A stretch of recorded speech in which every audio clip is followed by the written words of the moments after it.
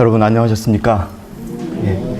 이 교회의 주인이시고 머리이신 예수 그리스도의 이름으로 인사드리고 여러분 모두를 진심으로 환영합니다.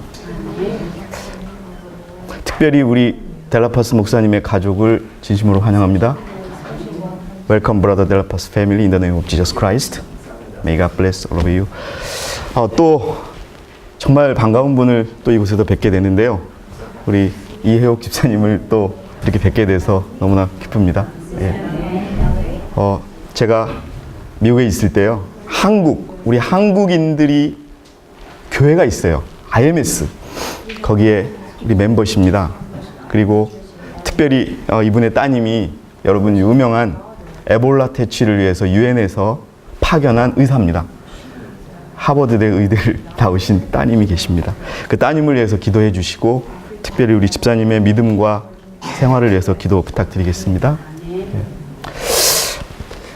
여러분 출래불사춘이라는 그 뜻을 아십니까? 출래불사춘. 봄은 왔는데 봄을 느끼지 못한다는 그런 뜻의 말입니다. 날씨가 많이 추워져서 봄이 다 왔다 싶었는데 다시 날씨가 추워져서 또 겨울로 돌아가는 듯한 그런 느낌입니다. 늘 사람들이 그럽니다. 내 마음에 진정한 봄이 언제 올까라고 하는데 여러분 우리의 진정한 봄이 오늘 우리 마음에서 그렇게 시작될 수 있기를 바라봅니다. 제가 미국에 가기 전에 항상 집회 때 제 말씀을 전해드리기 전에 여러분들에게 권면드렸던 성경 말씀이 바로 이 베드로전서 1장 13절에서 16절입니다. 특별히 저는 우리들의 마음에 허리를 동이고 근신하여서 우리를 부르신 거룩한 자처럼 우리가 모두 행실에서 거룩한 자가 되라는 우리 하나님의 이 권면의 말씀을 사랑합니다. 여러분 오늘 우리가 이 말씀대로 우리를 부르신 거룩한 자처럼 우리도 행실에 있어서 아는 것이 아니라 행실에 있어서 거룩한 자가 되는 진정한 남은 무리가 될 수 있도록 하나님께 간절히 빌어봅니다. 제가 오늘 준비한 말씀은요. 10대 자연의 법칙이라는 자연의 원칙이라는 그런 말씀입니다.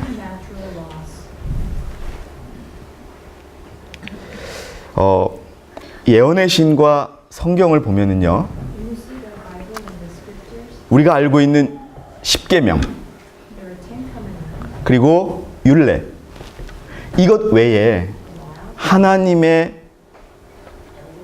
법칙과 그 다음에 여러분들이 보시는 것처럼 계율 그리고 하나님께서 물리적 세계에 세우신 법칙 우리 안에 심으신 법칙 우리의 물리적 존재를 다스리는 법칙 천연계 법칙이라는 용어로 건강 기별과 구분되는 원칙을 제시하고 계십니다.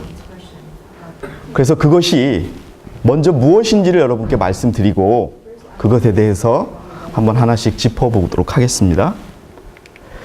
자, 리뷰 앤드 헤럴드지에 보면은요 이렇게 나옵니다. 도덕법이 뭡니까 여러분? 10계명이죠?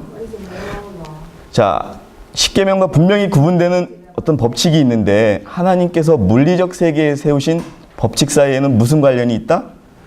밀접한 관련이 있다라고 얘기합니다. 근데 이게 얼마나 중요하냐면은 내용을 보시면은 만일 사람들이 하나님의 율법을 순종하고 율법과 분명히 구분되는 거예요. 생활 속에 여기 몇 가지 계율이라고 돼 있어요? 10가지 계율에 어떻게 한다면? 순종한다면 그것이 가르치고 있는 의의 원칙들은 그릇된 습관들을 막아주는 무엇이 될 것이다? 안전장치가 될 것이다. 저는 이 예언의 신을 보고서 우리가 생각하지 못했던 하나의 원칙이 있구나. 그것에 대해서 일단은 제가 알게 됐고요. 그리고 또 하나님께서 선지자를 통하여 이 원칙을 어떻게 표현하고 계시냐 하면요. 물리적인 법칙, 우리 안에 심으신 법칙입니다. 이게 건강기별이라고 딱 그랑 매치되는 건 아니에요. 보시면은 그러나 왜곡된 식욕의 방종을 통하여 그들의 덕수행이 감퇴해온 것처럼 그들은 그들 자신의 부도덕한 행습들과 여기 뭐라고 돼 있어요? 물리적 법칙을 거부함으로 약해졌다. 육식을 했다는 그런 단순한 의미가 아니에요. 원칙이 있어요. 그것을 10가지라고 표현하고 계신데, 그리고 여기서 보면 그분께서 우리 안에 심으신 법칙,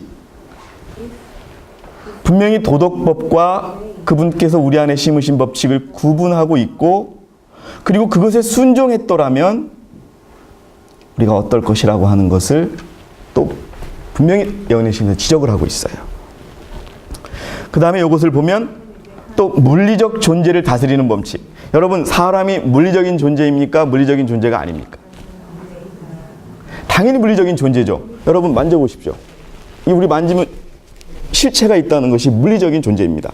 근데 하나님의 섭리 가운데 우리의 물리적 존재를 다스리는 법칙과 이건 분명히 계명과는 구분됩니다. 예언의 시는 moral law, Ten Commandments라 그래서 율법과 분명히 구분하고 있는데요.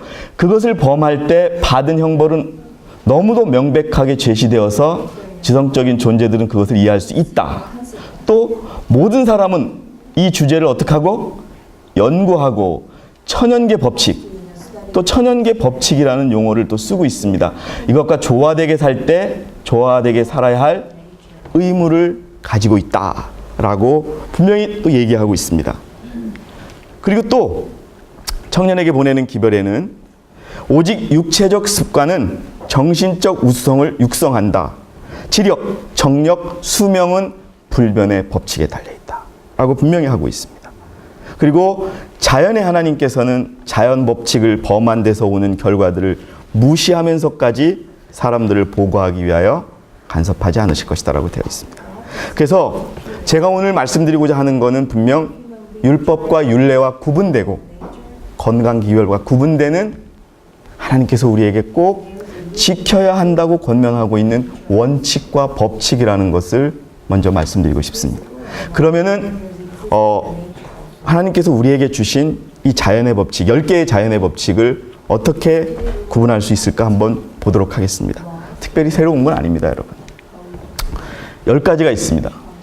질서, 활동, 질서, 그 다음에 규칙 이런 것도 되고요. 그 다음에 활동, 생명, 움직이는 것, 살아가는 것, 그리고 잘하는 것, 그리고 쉬는 것, 그리고 충성심과 신뢰.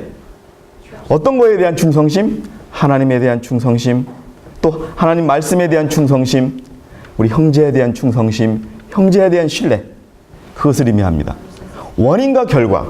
반드시 지금 내가 서 있는 지금 현실은 분명히 원인이 있고 그 원인에 의하여 결과가 온 것이다. 여러분 잘 아시죠? 콩 심은 데는 콩이 나지 반드시 팥이 날 수가 없다는 거죠. 그것이 있고요. 그 다음에 순결하게 우리 어떤 대가를 바라고 살지 않는 그러한 모습이 있고요.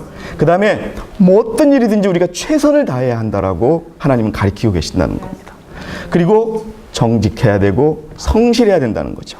그리고 정말 encouragement라고 합니다, 영어로. 우리는 세상에서도 그렇고 또 이 교회 안에서도 그렇고 특별히 한국 사람들은 칭찬에 인색해요. 옛날에 어떤 유명한 어떤 책 제목이 있었습니다. 칭찬하면 고래도 춤춘다 그랬어요. 근데 우리는 칭찬에 인색해요. 근데 그 칭찬하고 잘한다, 너 잘한다, 긍정적으로 얘기해 주는 것이 하나님께서 우리가 우리의 품성을 이루는데 중요한 원칙이라고 말씀하고 계세요. 시간이 다 될지 안 될지 모르지만 요 10개의 원칙이 어떤 내용들인지 구체적으로 여러분께 말씀드리고자 합니다. 첫 번째, 질서. 균형이라고도 얘기하고 규칙이라도 얘기할 수 있어요. 가장 질서라는 어원을 찾아보니까요. 혼란 없이 순조롭게 이루어지게 하는 사물의 순서나 차례. 여러분, 이 질서는요, 굉장히 많은 의미를 가지고 있습니다. 먼저 계명도 질서고 율례도 질서고 또 교회의 교리도 질서고 또 교회의 지침도 질서입니다. 또 우리가 알고 있는 상식도 질서고 순리도 질서입니다. 그런 것에 맞게 우리가 살아가라는 것이죠. 왜? 여기 보시면 하나님은 어떻게 어지러움의 하나님이 아니고 질서의 하나님이라고 성경은 말하고 있습니다. 그래서 이 질서가 하늘의 철제 법이고 이 땅 하나님의 법이 되어야 한다라고 말하고 있습니다. 여러분, 먼저 이 질서가 어디서부터 깨졌는가? 어디서부터 강조되고 있는가를 보면은요. 루스벨이 그리스도에 대하여 반역을 품기 시작한 그것이 바로 질서를 어긋난 것이라고 선지자는 적고 있습니다. 그래서 이때까지 온 하늘은 질서 있고 조화를 이룬 곳이었다라고 되어 있습니다. 하나님의 뜻을 거스리고 질서를 어지럽힌 것이 어떤 죄였다고요? 가장 큰 죄였다라고 되어 있습니다. 그리고 여러분, 천사들이 어떻게 움직이는지에 대해서 말씀을 드리겠습니다. 천사들은 조화를 이루어 활동한다. 완전한 질서가 그들의 모든 움직임을 특징 짓는다. 우리가 천사의 군대에게 있는 조화와 질서를 철저하게 본받을수록 우리를 위한 이 하늘 군대의 활동은 더욱 성공적인 것이 될 것이다. 우리가 조화로운 활동의 필요를 깨닫지 못함으로 우리의 행동이 무질서하고 규율이 없고 혼란해지면은 철저하게 조직적이고 완전한 질서 아래 움직이는 천사들은 우리를 위하여 성공적으로 일할 수 없다.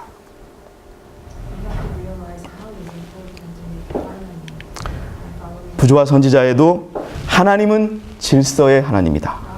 하늘과 관련된 사물마다 완전한 질서 가운데 있다. 복종과 철저한 훈련이 천사들의 행동의 특징이다. 여러분, 우리가 이 땅에 날아가는 넷째 천사라는 것을 기억하시기 바랍니다. 성공은 질서와 조화된 행위에서만 얻어질 수 있다. 그래서 여러분, 아론의 지팡이가 그렇게 중요한 까닭이기도 한 것입니다. 하나님께서는 이스라엘 시대에 못지않게 지금도 우리의 사업에서 질서와 조직을 요구하신다. 그분을 위하여 일하고 있는 사람들은 다 부주의하거나 되는 대로 하는 태도로 하지 말고 총명하게 일해야 한다. 그래서 여러분, 이 질서라는 것을 첫 번째 10가지 원칙 중에 법칙 중에 하나로 제시하고 있다는 것을 꼭 기억하시기 바랍니다. 두 번째는요, 생명과 활동이라는 겁니다. 가장 하나님께서 우리에게 생기를 넣어주심으로 인하여 우리가 살게 되고 있습니다. 이렇게 살았다면요, 움직여야 됩니다. 활동해야 되고 또 열정적으로 활동해야 되는 것입니다. 일하는 사람, 활동하는 사람. 이것이 여러분, 하나님께서 우리에게 지금 주시는 두 번째 원칙입니다. 활동은 힘을 어느 분께서 한번 좀 읽어주시겠습니까? 내용에 대해서.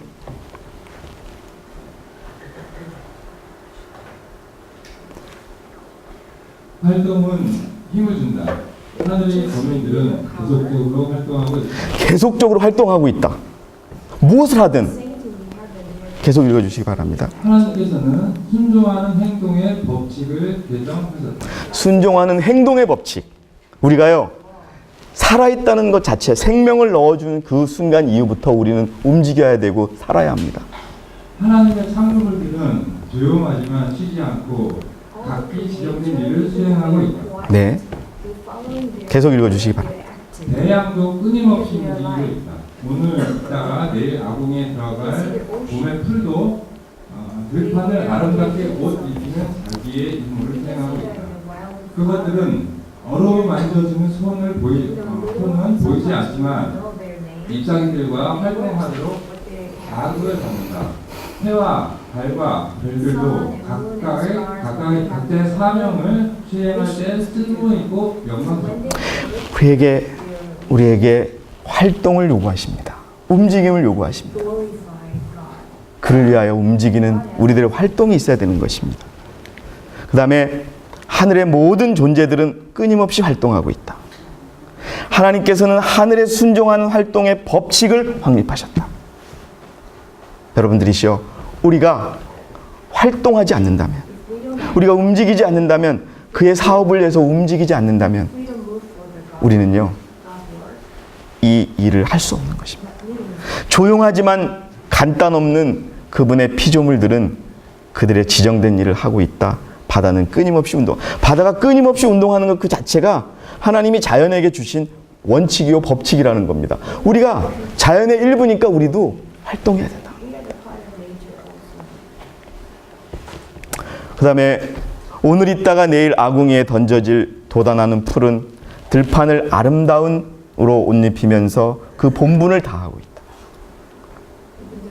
잎사귀들은 바람에 흔들거리지만 그것들을 만지는 어떤 순도 보이지 않는다. 그리고 마음과 몸이 하나님의 형상대로 창조된 사람은 지정된 본분을 위하여 활동적이 되어야 한다. 라고 권면하고 있습니다. 이게 여러분 두 번째입니다.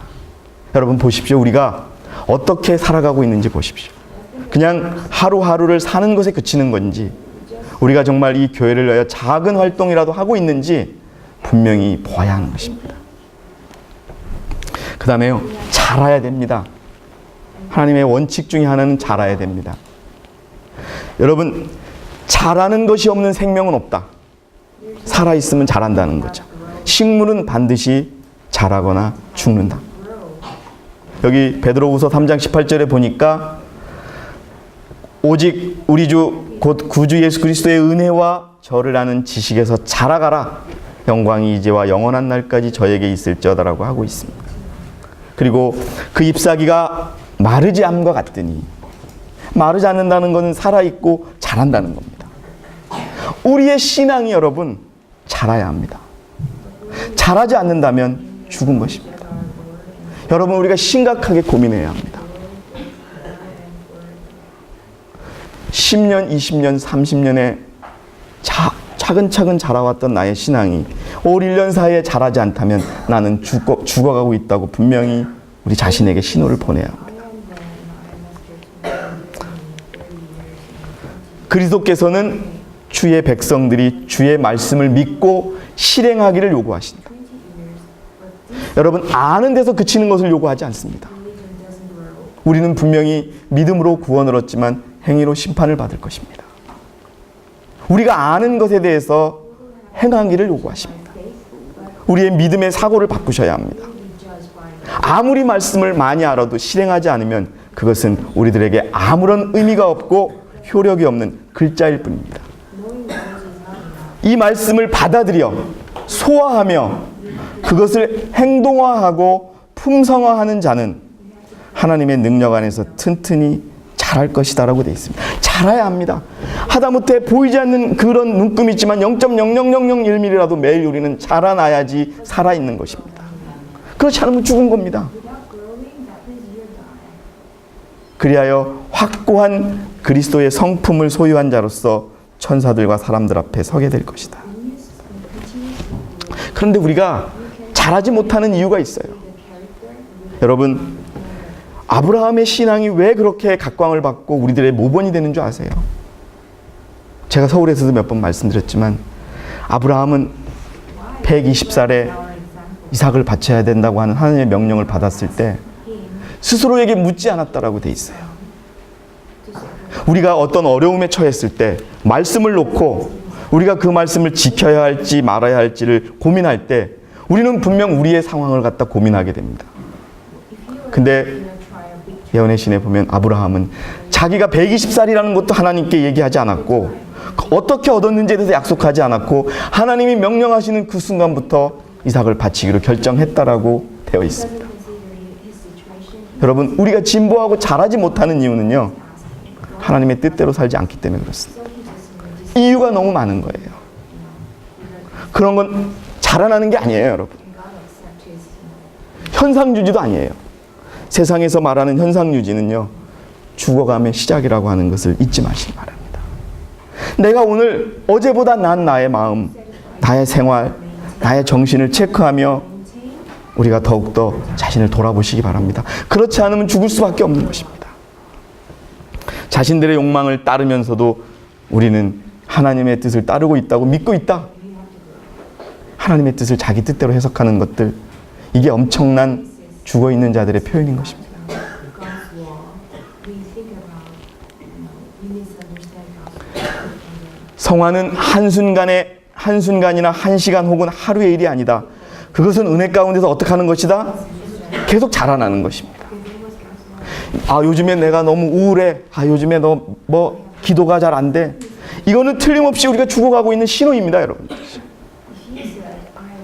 사단이 통치하고 있는 한 우리에게는 굴복시켜야 될 자아가 있고 이겨야 할 빠지기 쉬운 죄가 있을 것이며 정죄할 곳은 없다. 이제 우리는 다 도달했다고 말할 수 있는 지점은 없다. 여러분들이시여, 우리가 그리스도의 품성과 똑같아지기 전에 우리는 매 순간, 매일, 매년 우리는 나아가고 자라나야 합니다. 여러분 돌아보십시오. 여러분 작년에 우리 아버지께서 돌아가셨을 때 저는 전혀 모르는 분이 오셔가지고 부주를 하고 한 12시까지 음식도 먹고 이러면서 안 가시고 계시더라고요. 그러더니 와가지고서 선생님 제가 부주를 잘못 냈습니다 그러는 거예요. 이게 무슨 말씀이 되겠더니 난 저 옆에 가야 되는데 여기서 부주 내고 돈을 돌려달라 그러더라고요. 그래서 그냥 그 이름이 써 있길래 그걸 찾아서 준 적이 있어요. 여러분들이시여, 자라나지 못하는 것은 우리가 이런 꼴을 당할 수 있는 거예요. 우리가요, 하나님의 최고의 교회라고 선택을 하고 왔어요. 그런데 자신의 좋고 싫음 때문에 어떤 결정을 하고 그리고 나서 그런 생각을 하는 사람들이 있어요. 아니, 이 교회에 대해서 목숨을 바치겠다고 해놓고 왜 넷째 천사가 필요하냐 그래요. 여러분들이시여, 만약에 우리가 이 교회를 선택한 그 마음이 있다면 그 마음에서 우리는 매발짝 나가야 되는 것입니다. 자라야 됩니다. 근데 자라고 안 자라고는 우리가 분명히 압니다. 은혜 가운데 자라나는 것을 하나님께서는 이렇게 말씀하고 계십니다. 사인즈에 나오는 내용인데요. 은혜 가운데서 자라나는 것이 어떻게 가능하게 되는가? 그것은 우리가 마음에서 자아를 비우고 마음을 하나님께 바쳐서 거룩한 모본을 따라 꼴지워지도록 할 때만 가능하다. 하나님의 축복을 우리의 것으로 삼을 때 우리는 더 큰 하나님의 은혜를 받을 것이다. 보이지 않는 그분을 보는 것처럼 하여 참기를 배울 때 우리는 그리스도의 형상으로 변화될 것이다. 여러분 잘하시기 바랍니다. 멈춰있지 마시고 잘하시기 바랍니다. 저는 지난주에 우리 서울교회 어떤 집사님이 간증을 하는 걸 보고 놀랐습니다. 까치가 집을 짓는데 2층으로 3층으로 집을 짓는다고 그러시더라고요. 그래서 제가 한번 저도 까치집을 봤어요. 근데 진짜 까치가 2, 3층으로 지은 집들이 있더라고요. 까치조차도 자신의 집 짓는 것을 1층에서 짓지 않고 2층, 3층으로 지금 발전하고 있습니다. 여러분 자라나시기 바랍니다. 자라나지 않는 살아있는 것은 없습니다. 그것이 하나님의 원칙입니다. 세 번째 원칙입니다. 그리고요, 쉬는 것도 또 쉬어서 우리가 회복하는 것도 그것도 하나님의 원칙입니다. 수고하고 무거운 짐진 자들아 다 내게로 오라고 권면하십니다. 쉬라고 하십니다. 일을 너무 많이 하는 것도 문제라고 되어 있습니다. 일을 너무 많이 해서 안식일 날 교회 와서 꾸벅꾸벅 졸기만 합니다. 여러분 그거 하나님께서 원하시지 않는다는 거예요. 저는 여러분들도 잘 아실 겁니다. 우리가 아무리 피곤해도 1시간, 2시간이나 잠을 자면 몸이 회복된다는 거. 저도 어제 늦게 와가지고 한 몇 시간 못 잤는데 한 3시간 정도 잤는데 그 3시간이 우리에게 휴식이었고 저의 몸을 조금 회복시켜주는 것을 느낍니다. 우리의 몸은 하나님이 오셔서 우리를 변화시킬 때까지 이 몸을 가지고 써야 됩니다. 여러분들이 쉬는 것을 여러분 계획하셔야 돼요. 특별히 우리 이 쉬는 것에는요, 쉬는 것만 있는 것이 아니고 운동하는 것도 필요한 겁니다. 왜? 이 몸을 가지고 죽을 때까지 써야 되는 거니까. 그런데 우리가 쉬는 것과 또 활동하고 움직이는 거이고 운동하는 거에 대해서 너무 가치를 부여하지 않아요. 또 어떤 분들은 어렵다가 일이 많아요. 어려울 때 재정적으로 어려웠는데 일이 많으니까 돈이 많이 들어오니까 그냥 죽기 살기로 일하는 거예요. 근데 그게 또 다른 올무가 되어서 자기 신앙을 버릴 수 있는 그런 일도 생기는 겁니다. 벌 만큼만 벌고 충분히 쉬는 것.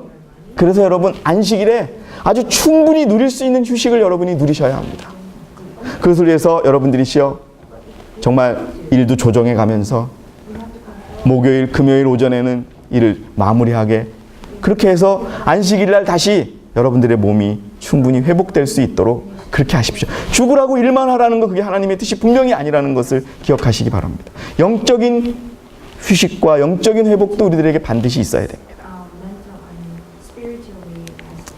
원고철 60에 보면 우리는 휴식과 휴양과 명상의 시간을 가져야 한다. 가정과 건강에 보면 휴식과 운동, 이게 뭐 뉴스타트죠. 재림교회에서 얘기하는 이것이 뭐다? 참된 치료제이다. 회복제이다. 모든 사람은 천연계의 치유력에 대한 지식을 알고 그것을 적용하는 방법을 알아야 한다.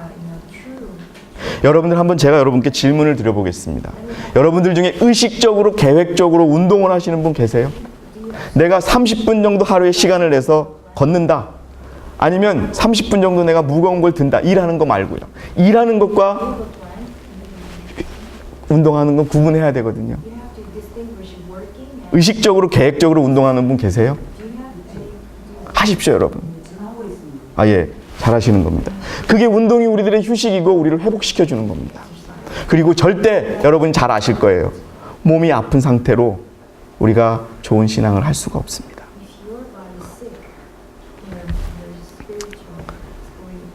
교회 증언 1권에 보니까요. 우리 성부 형제님 한번 읽어주시기 바랍니다. 나는 한 백성으로서의 안식을 중지자들이 변화나 휴식의 시간도 가지지 않고 너무 심하게 일하고 있는 것을 보았다. 너무 심하게 일하고 있는 것을 보았다. 그래서 아주 어떠한 일이 있어도 습관이 되는 거예요. 안식일에. 안식일에 교회에 앉으면 어떻게 이렇게 보면 눈이 사르르 감겨지는 분들이 보여요. 여러분 그거 안식일을 누리는 거 아니에요. 충분히 쉬시기 바랍니다. 그래서 더욱이 육체적으로 일을 하시는 분도 그렇고 정신 노동을 하는 분에게도 휴식이 반드시 필요하다고 되어 있어요. 마음을 끊임없이 과도하도록 활동하게 하는 것은 우리의 구원이나 영광을 위해서 요긴한 것이 아니다라고 분명히 적고 있습니다. 여러분 계획적으로 쉬시기 바랍니다. 이것이 네 번째 원칙입니다. 그 다음에 충성심, 존경, 신뢰입니다. 충성심은 여러분 진정으로 우러나오는 정성스러운 마음, 하나님에 대하여, 교회에 대하여, 말씀에 대하여, 형제에 대하여, 그리고 인간을 존중히 여기는 것, 사람을 가치 있게 여기는 것, 그리고 지도자에 대한 존경, 상호 신뢰, 이것이 또 5가지의 원칙 중에 하나입니다. 하나님에 대한 사랑과 충성의 그 원칙은요, 형제와 자식을 사랑하고 순종의 원칙과 관련이 있다라고 되어 있습니다. 여러분, 우리가 왜 형제를 사랑하지 못하는 줄 아세요? 하나님을 진심으로 사랑하지 않기 때문에 그래요. 내가 감정적으로 어떤 사람을 보면 저 사람이 싫어. 이거는요, 아무리 무슨 얘기를 하든 어떤 변명을 해도 그 사람 속에는 하나님이 없는 겁니다. 하나님을 사랑하는 자는요, 그 다음에 형제를 사랑할 수 있는 겁니다. 우리 모두가 자신을 돌아보시기 바랍니다. 교육에 보면요, 하나님께 대한 변함없는 충성심과 굳센 극기심을 가진 다니엘은 그 고상한 기품과 예절 바른 행동으로 그를 감독하는 이교의 관리들로부터 은혜와 긍휼을 얻었다.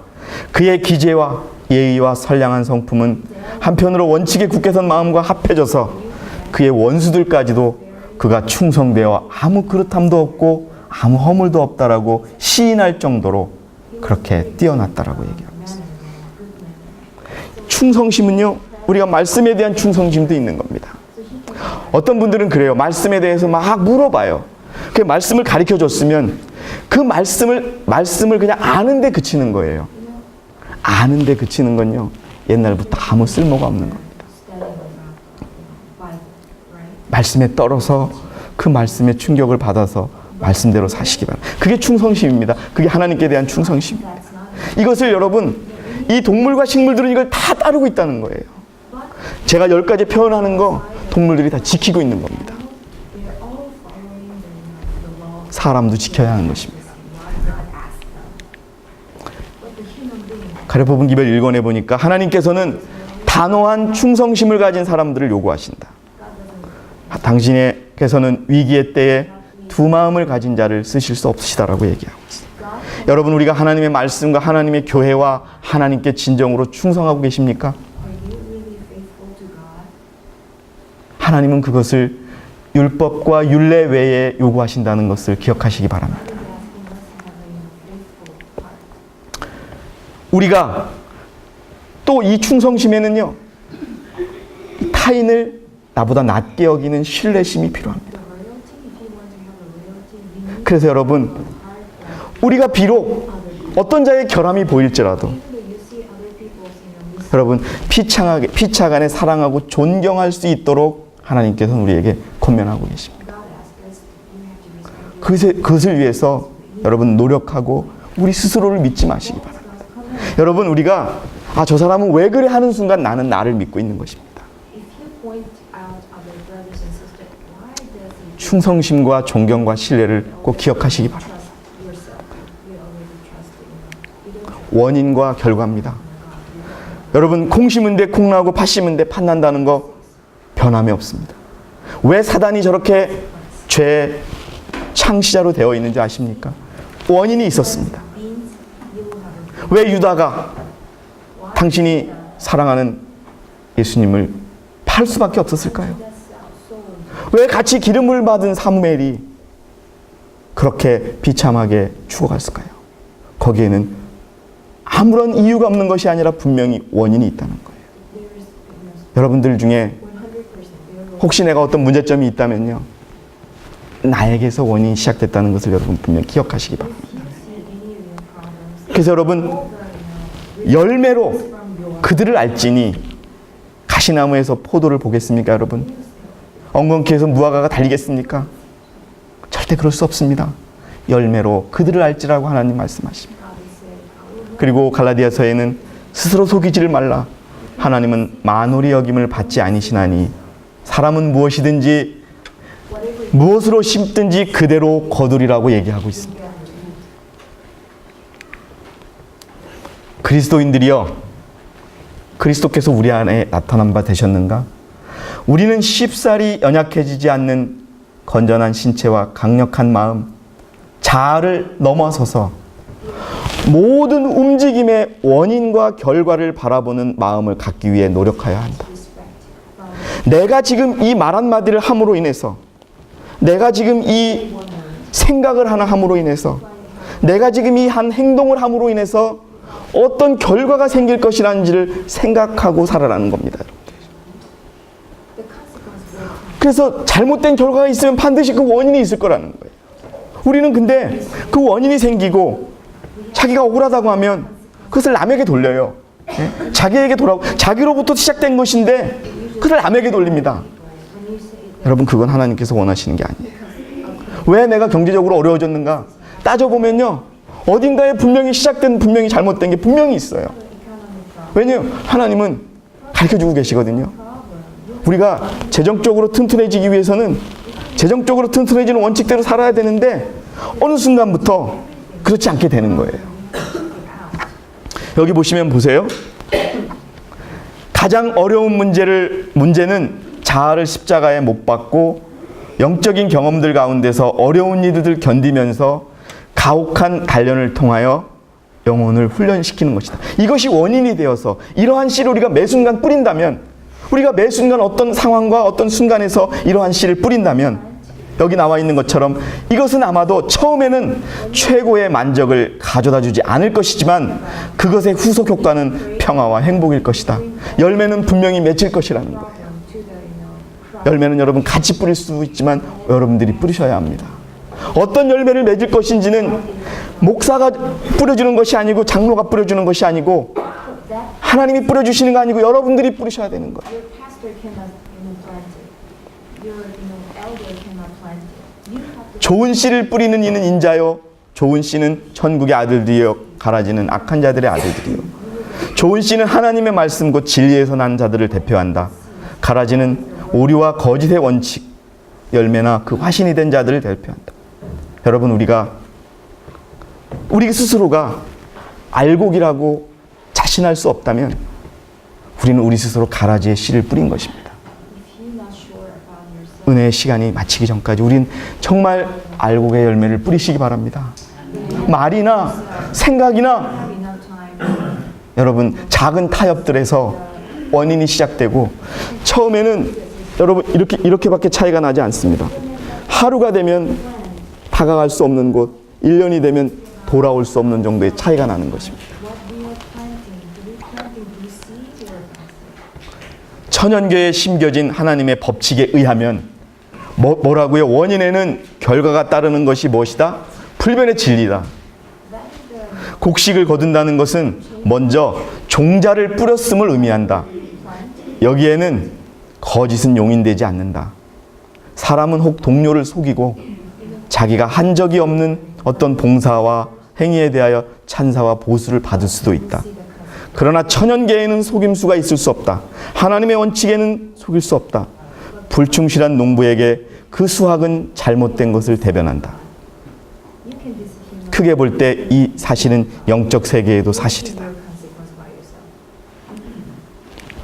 악이 성공을 거두는 것처럼 보이지만 실상은 그렇지 않다. 학교에 무단 결석하는 아이, Sometimes 학업을 게을리하는 학생, 주인에게 유익을 끼치지 못하는 점원이나 하인, 어떤 사업이나 직무 수행에 있어서 자기의 책임에 대하여 성실하지 못한 자, 이런 사람들은 그 잘못이 감춰져 있는 동안에는 자신들이 잘하고 있다고 우쭐해 할 수도 있을 것이다. 그러나 그렇다? 아니다. 그렇지 않다. 그들은 자신을 속이고 있는 것이다. 자기가 자신을 속이고 있는 것이다. 인생의 수확은 품성이며 이 품성이 현세와 내세의 운명을 결정하는 것이다. 여러분들이요, 악이 성공을 거두는 것처럼 보이지만 그것은 순간인 것입니다. 그 다음에 순결과 단순한 겁니다. 이거 여러 가지 의미가 있습니다. 순결하고 우리가 행동이나 생각이나 말에 있어서 사심이 없어야 되고 깨끗하게 해야 되고 그리고 단순하게 살아가라는 겁니다. 사도행적에 보니까요, 우리에게 절실히 필요한 것은 보다 높고 순결하고 고상한 생애의 능력이다라고 얘기하고 있어요. 여러분들, 저는 가끔 그런 모습을 느낍니다. 출근할 때 지하철에 사람들이 많이 있어요. 이 많은 사람들, 한 양이 밀려서 타면 100명 이상이 타는데요. 그럼 내가 과연 여기에 있는 이 사람들보다 얼마나 나은 품성이 있을까? 얼마나 단순하게 살아가고 얼마나 이기심 없이 살아가는가 한번 던져보면 자신할 수가 없어요. 그냥 여러분들이시여, 세상 사람들과 그렇게 같이 살지 마십시오. 어떤 목적과 의도를 가지고 살아가지 마시고 그 목적은 순수한 하나님의 뜻에만 목적을 두고 살아가는 겁니다. 식물들은 그 목적밖에 없어요. 하나님의 뜻대로 자라나는 것, 열매를 맺는 것. 그런데 우리는 사람은 그렇지 못한 것 중에 첫 번째 존재가 됩니다. 사이언스에 보니까 사단과 흥정하는 모든 일은 비싼 값을 주어야만 얻는다. 그가 제시하는 높은 희망이란 선하고 거룩하고 순결한 것을 상실하고 있는 것이다. 항상 기록되었을 때라는 말씀으로 사단을 당황케 하라. 주의 구속받은 자들로 위로 향하게 하는 그 길은 모든 세속적인 계략과 풍습과는 거리가 먼 것이다.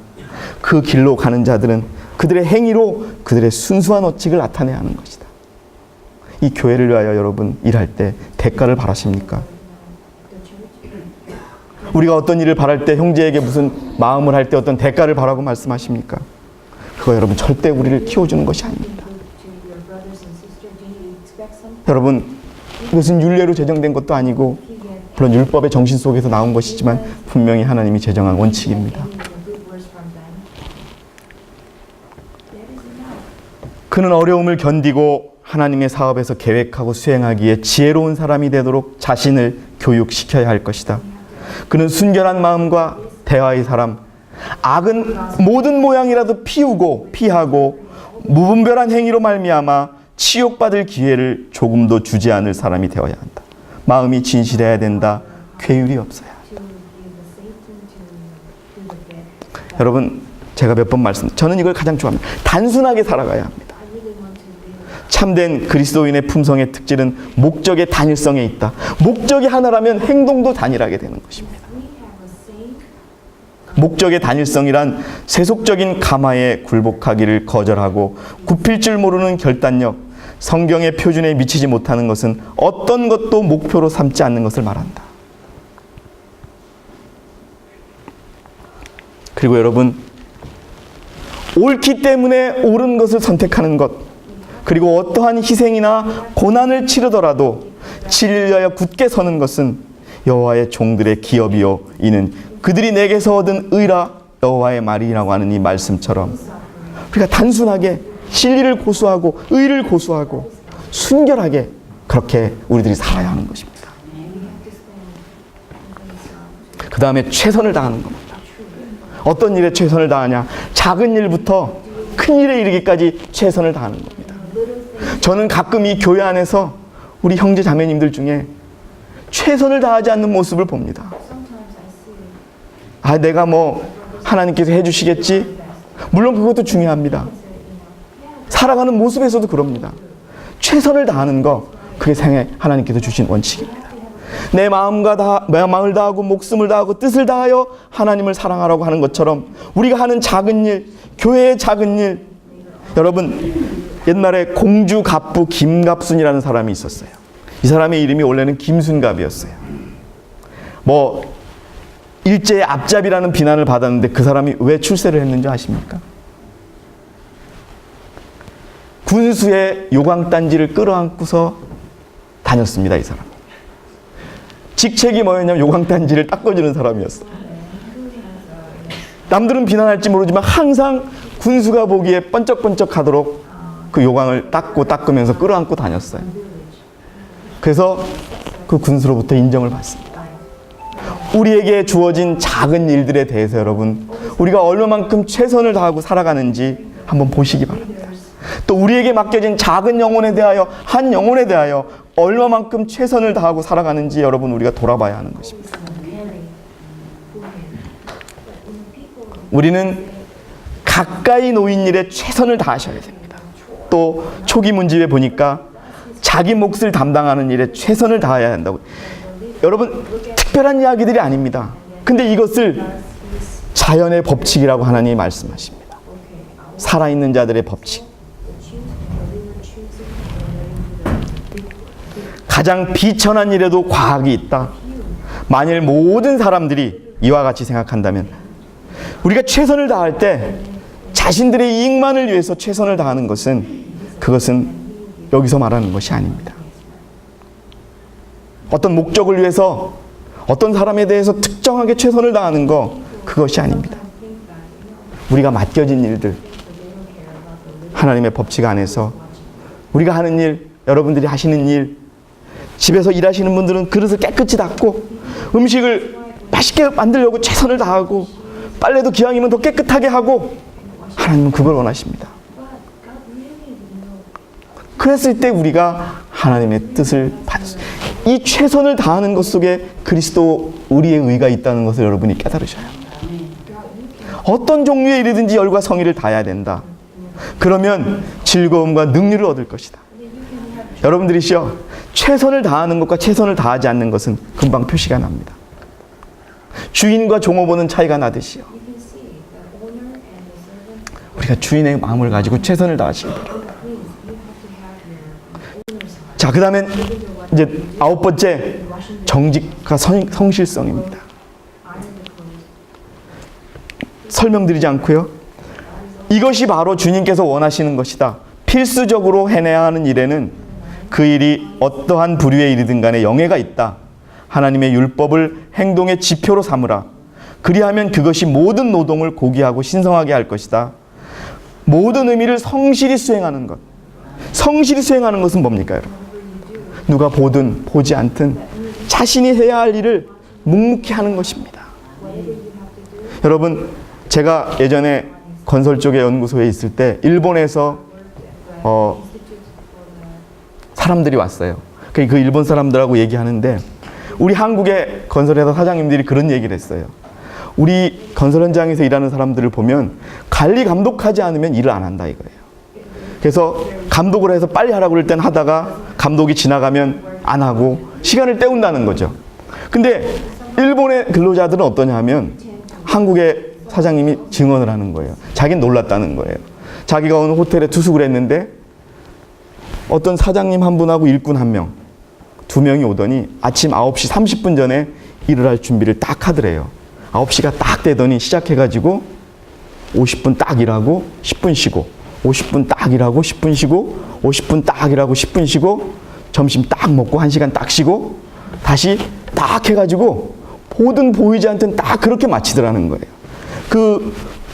조적, 벽돌을 쌓는 거 이것들 그 작업이었는데 정말 열심히 하더라는 거예요. 왜? 그 일을 하고 자기가 돈을 받으니까. 그래서 여러분, 일본 사람들이 지은 건축물이 왜 튼튼하냐? 바로 거기서 되는 겁니다. 저희 1980년도에 보은 큰 홍수가 났어요.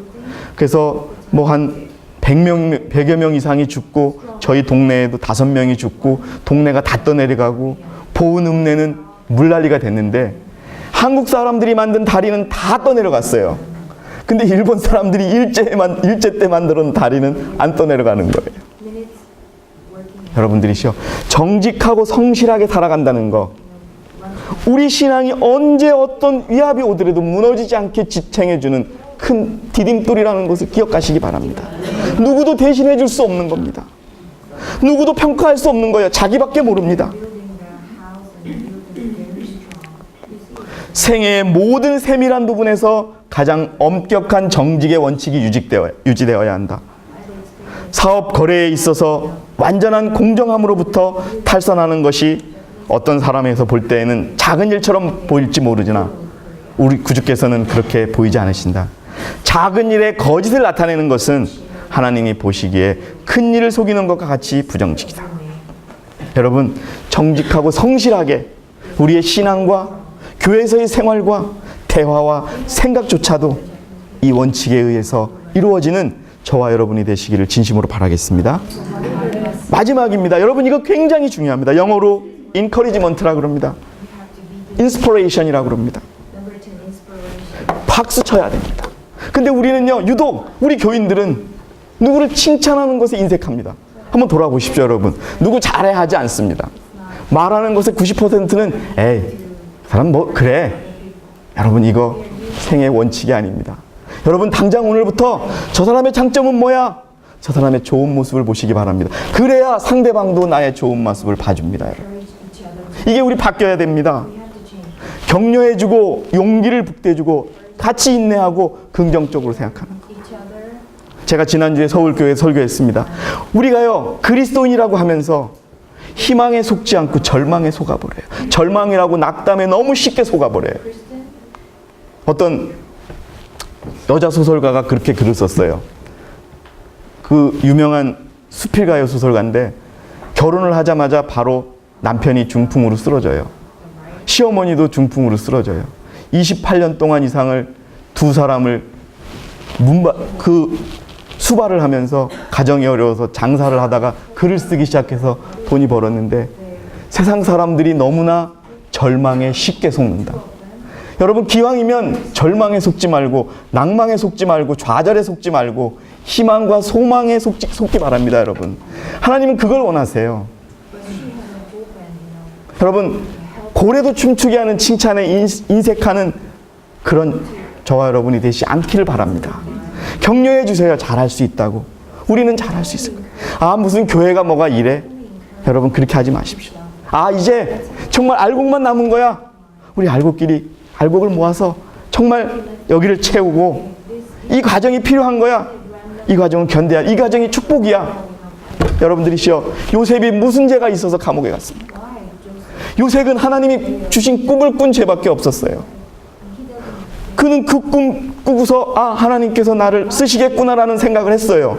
근데 그가 닥친 현실은 뭐였어요? But why was he in 형제들에게 노예로 팔려가고 거기서도 이제 좀 그 노예의 신분에서 벗어나는가 싶었더니 보디발의 아내 때문에 감옥에 갔어요. 근데 그 감옥에 가서 요셉도 좌절했겠지요. 근데 여러분, 요셉이 어떻게 다시 시작합니까? 나는 내가 여기에 있는 감옥에 있는 이유를 하나님께 묻지 않겠습니다. 이 현실을 그대로 받아. 여러분, 내가 지금 처해 있는 현실, 누군가가 닥쳐 있는 현실은요, 하나님이 그를 가장 사랑해서 만들어주신 지금으로서는 최선의 상황이라는 것을 기억하시기 바랍니다. 그래서 감사하시는 거예요. God loves it. God knows the best way. That's the reason God allows this. 우리는 피차 서로를 도와주고 격려해야 합니다. We have to 이게 그리스도인의 원칙이에요. encourage each other. 남의 유익을 구하는 것이 참된 행복을 찾을 수 있는 길이다. 저는요, Find the good way. 우리 어머님은요, 저를 잘했다고 하는 적이 없었어요. 제가 뭐 대단하진 않았지만 상장을 타가지고 가면요, 음식물 옛날 냄비 밑에 쓰는 거로 썼어요. 밑에 까는 거로. 근데 결혼을 해서 우리 처갓집에 가니까요, 조그만 걸 잘해도 잘했다 막 이래요. 근데 제 마음이 바뀌어요. 그 우리 집 아이들이 못하는 것도 되게 많아요.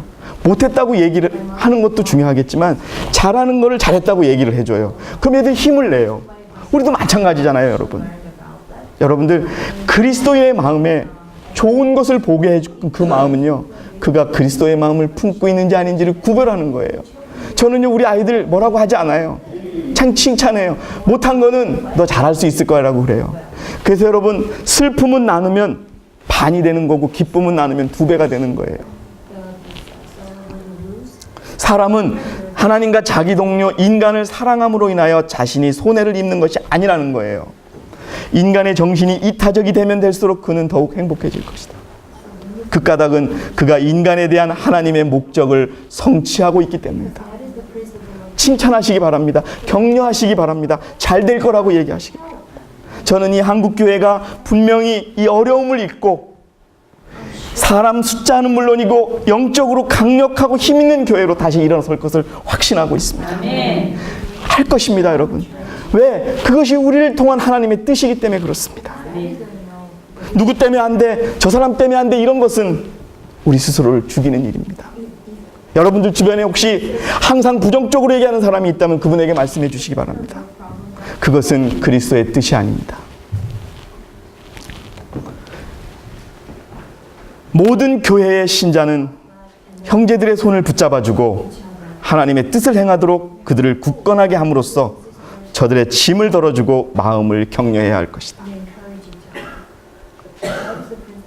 여러분들이시여, 격려와 긍정적인 사고는 생명을 가진 하나님의 창조물들이 겪어야 되고 생활해야 될 원칙이요 법칙이라는 것을 기억하시기 바랍니다. 설명이 부족했을지 모르지만 10가지를 한번 정리해 봤습니다. 이거 외에도 있을 것입니다.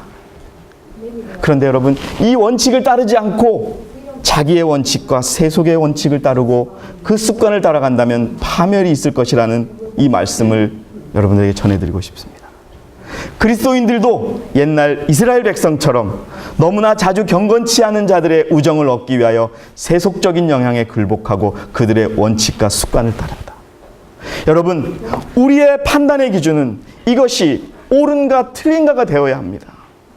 내가 좋은가 싫은가가 된 것이 아니고, 내가 이것을 선택함으로 인해서 내가 좋아하는 사람이 어떨까, 이것이 아니고 이것이 하나님의 뜻에 맞는 것인가 틀린 것인가가 기준이 되어야 됩니다. 그러나 그 세상의 습관을 따르는 것은 원수를 따르는 것입니다. 성경은 하나님의 백성과 세상 사이에는 조화가 있을 수 없다고 가르치고 있습니다. 우리 구주께서는 형제들아, 세상이 너희를 미워하거든 이상히 여기지 말라라고 부조와 선지자에 적고 있습니다. 너희보다 먼저 나를 미워할 줄 알라고 하신 말씀하셨다. 사단은 경건치 않은 자를 통하여 우정이라는 가면을 쓰고 하나님의 백성을 죄 가운데로 유혹하여 그들을 하나님과 분리시키려고 공작한다. 그들의 보호막이 제거될 때 사단은 그 하수인들로 하여금 그들을 대항하게 하고 그들을 완전히 파멸시키고자 한다. 유다의 최종 결말을 보셨습니다. 유다는 은양 30전에 그리스도를 판 대가로 스스로 죽게 됩니다. 여러분들이시여, 오늘 제시한 10가지의 원칙은 어떻게 보면 우리가 다 아는 내용을 한번 정리해 드린 겁니다. 하지만 여러분들이 한번 생각해 보십시오. 우리가 이 원칙대로 살고 있는지. 여러분들의 생애 속에서 이 원칙이 실현되어서 우리가 자연의 법칙을 지켜서 처음에 말씀드린 것처럼 만일 사람들이 율법을 순종하고 생활 속에서 그 10가지 계율에 순종한다면 그것이 가르쳐주고 있는 의의 원칙들은 그릇된 습관들을 막아주는 안전장치가 될 것이라는 이 말씀을 마지막으로 우리 사랑하는 우리 한국교회 여러분들께서 혹시라도 제가 전해드리는 이 말씀으로 정말 2016년 한 해 더욱더 성장하시고 그리스도인의 모습을 갖추는 그런 저와 여러분이 되기를 진심으로 바라면서 이 생애의 10대 원칙이 여러분들을 좌지우지할 수 있도록 간절한 마음으로 빌어보겠습니다. 감사합니다.